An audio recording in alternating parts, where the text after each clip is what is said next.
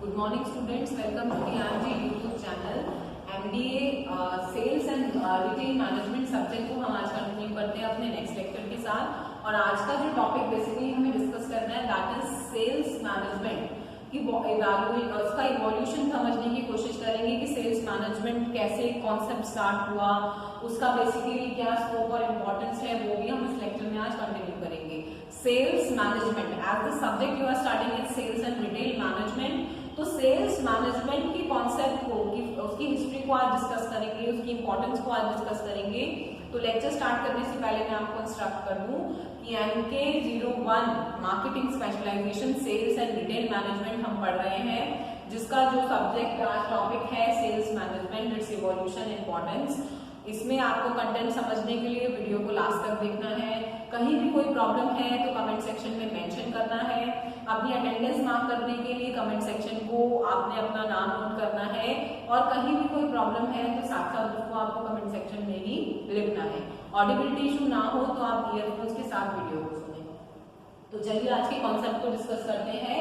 The topic is evolution of sales management, scope and importance. When it comes to sales management, you are likely to come across two kinds of manager. First, notice the market declining and decide to manage, overthink everything else. In this scenario, the only result you can possibly expect is decline in sales as well. Second type of manager is the kind who decide to leverage and decline and increase the brand market share. This is the bold manager with the vision to know how the game is played. Manager of this kind have no problem of achieving result even in the most challenging scenario. But if you were to dig deeper, you will find that these managers follow a pattern that is broken down into 4 stages that will study accordingly. अगर हम sales management के concept को discuss करने की कोशिश करते हैं, तो अगर हम सेल्स मैनेजमेंट की बात करते हैं तो बेसिकली यहाँ पर 2 तरह के मैनेजर्स के बारे में डिस्कशन किया गया है। सेल्स मैनेजर्स 2 तरह के होते हैं जिनके बारे में यहाँ पर एक डिस्कशन है कि सबसे पहले तरीका जो मैनेजर होता है, जब वो ये डिसाइड देख लेता है, नोटिस करता है कि मार्केट में डिक्लाइनिंग है, जो मार्केट रेशियो है वो अगर डिक्लाइन पे ज्यादा है, तो he decided to manage over everything else. In this scenario the only result can possibly expect is decline in sales as well. Basically पहले तरह का मैनेजर जो ये नोटिस करता है कि भाई डिक्लाइनिंग सिनेरियो चल रहा है मार्केट के अंदर, चीजें डिक्लाइन पे जा रही है, तो basically he decided to manage over everything else. In this scenario हम ये भी एक्सपेक्ट कर सकते हैं कि भाई सेल्स भी डिक्लाइन हो जाएंगी जब सारी चीजें डिक्लाइनिंग पे जा रही हैं, तो उस तरह का मैनेजर सारी चीजों को मैनेज करने की कोशिश करेगा, मगर लास्ट में रिजल्ट देखने को ये भी मिल सकता है कि सेल्स भी डिक्लाइन हो जाएगी। बट यहाँ पर अगर हम दूसरे टाइप के मैनेजर की बात करें, who decide to leverage the decline and increase the brand market share, जो ये तो देख रहा है कि डिक्लाइन चल रहा है, मगर उसके साथ साथ उसके दिमाग में कहीं ना कहीं क्या रहता है कि हमारा जो ब्रांड शेयर है मार्केट में वो इंक्रीज होना है, this is the bold manager with the vision to know how to play the game या how the game is played. ये सेकंड कैटेगरी का जो मैनेजर होता है वो बेसिकली बोल्ड कैटेगरी में मैनेजर्स में आते हैं, जिन्हें ये पता रहता है कि how the game will be played. अगर आज मार्केट शेयर डिक्लाइन हो रहा है तो ब्रांड वैल्यू डिक्लाइन नहीं होनी चाहिए।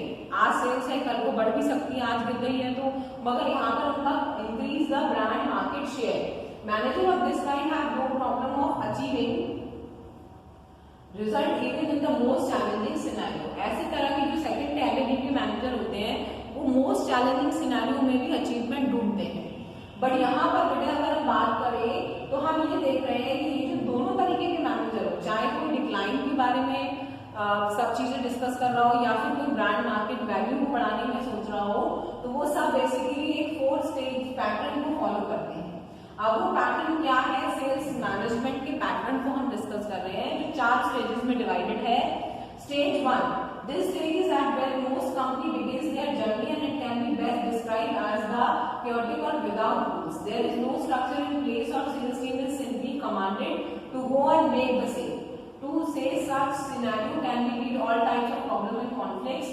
That's when the person running the business decide to introduce some sense of structure by hiring a sales manager. सबसे पहला स्टेज जो होता है वो स्टेज बेसिकली तब होता है जब कोई कंपनी अपना जर्नी स्टार्ट करती है कि आप नए नए मार्केट में आए, आपने नया नया प्रोडक्ट को लॉन्च किया है, तो आप पहली स्टेज के अंदर आएंगे। There is no structure in place and sales team is simply commanded to make a sale. इस समय पर कोई स्ट्रक्चर डिसाइडेड नहीं होता है और जो कंपनी की सेल्स टीम होती है उनको केवल ये कमांड होती है कि आपको अपनी सेल करनी है। कोई स्ट्रक्चर या कोई रूल्स या रेगुलेशंस निर्धारित नहीं होते हैं स्टेज पर।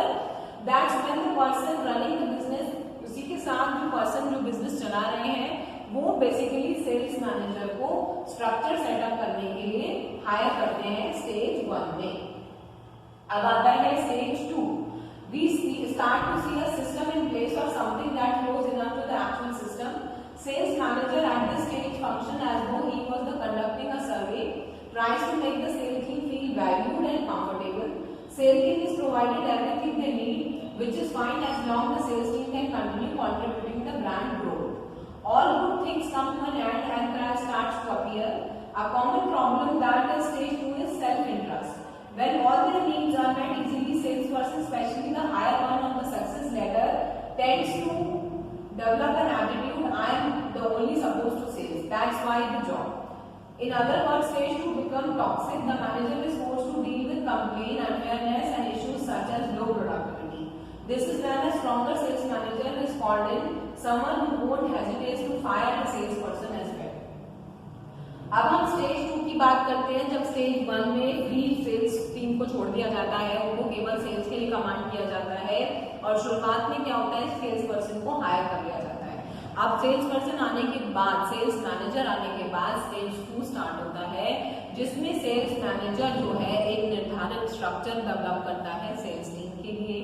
सेल्स टीम को बूस्टअप करता है, उनको वैल्यूड फील कराता है, उनको कंफर्टेबल फील कराता है कि आप कंपनी का एक इम्पॉर्टेंट हिस्सा हो, आप कंफर्टेबली रहकर अपना काम कर सकते हो।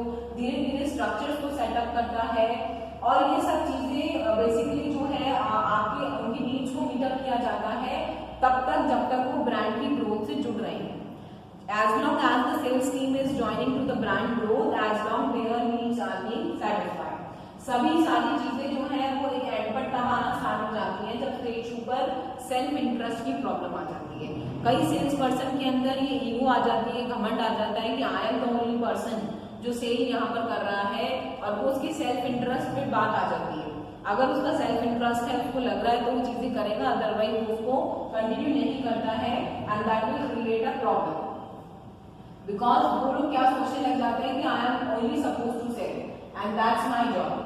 अदर वर्ड्स की हम बात करें तो सेकंड स्टेज जो होती है वो थोड़ी टॉक्सिक हो जाती है। टॉक्सिक का मतलब है कि यहाँ पर कंप्लेंट्स, चीजें खराब होनी शुरू हो जाती है। तो इस स्टेज के अंत में आकर जो मैनेजर है वो एक स्ट्रॉन्गर जो सेल्स मैनेजर होगा वो क्या भी कर सकता है, वो बेसिकली इस चीज में हेजिटेट नहीं करेगा कि वो सेल्स पर्सन उसको फायर भी कर सकता है कि if you are not contributing to the brand value तो you will not be no longer a part of this company. तो यहाँ पर इस तरह के भी बेसिकली डिसीजंस लिए जाते हैं who are contributing, तो that's bring us to stage 3। इसके बाद क्या आता है stage 3।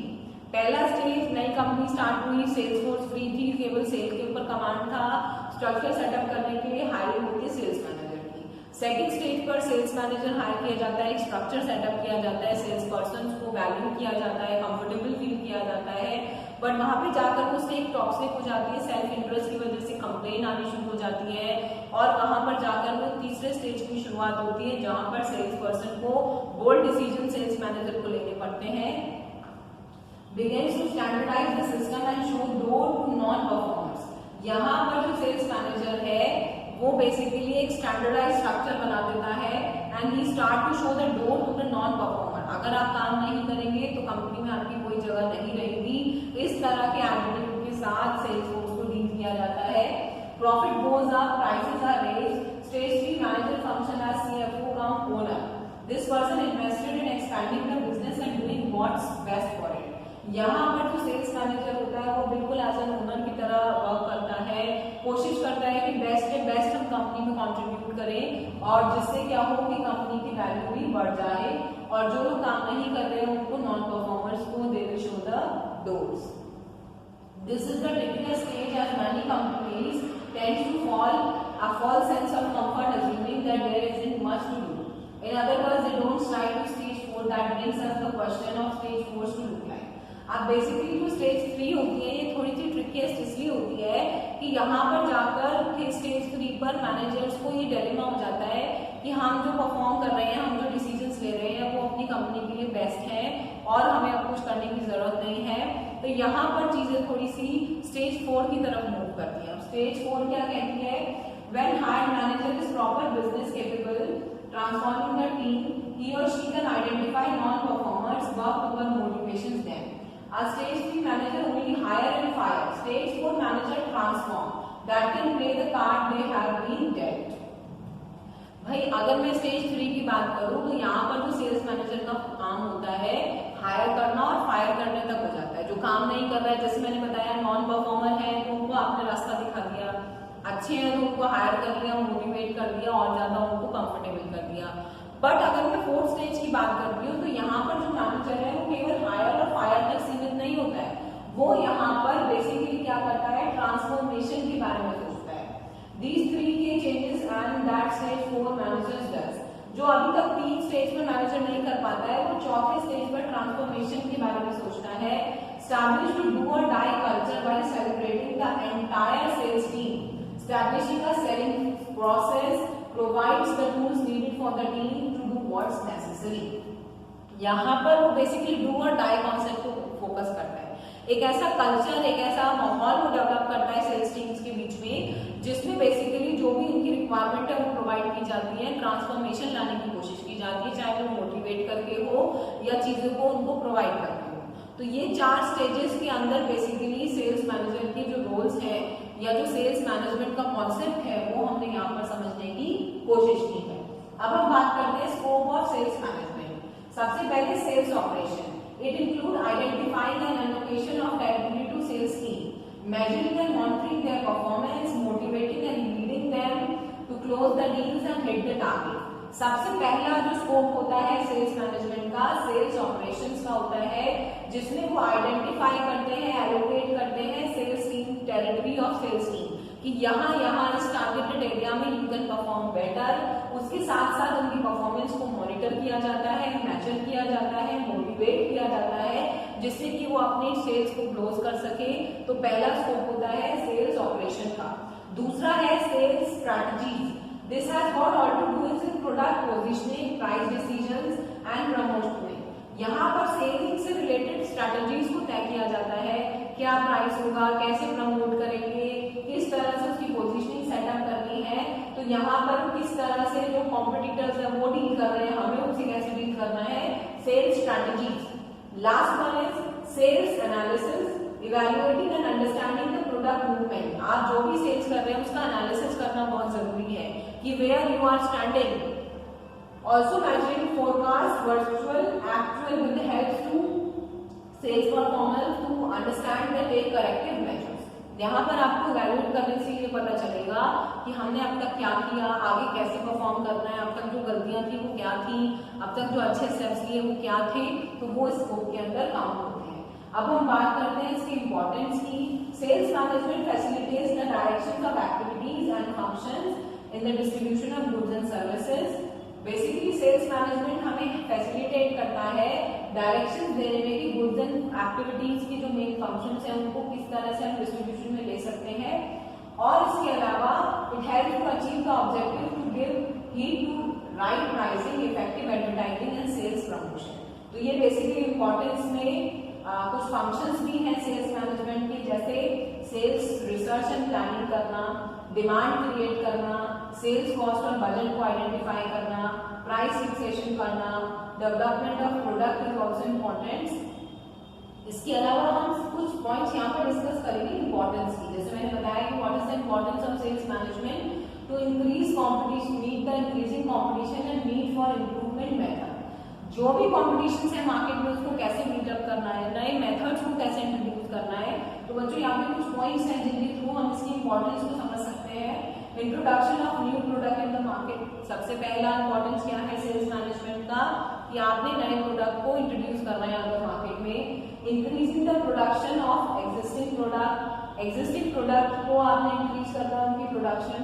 Reducing the cost of sales and distribution, ये भी इंपॉर्टेंस है सेल्स मैनेजमेंट की। एक्सपोर्ट करना, मार्केट एक्सपोर्ट करना। Development the means and communication of transport within and outside the country.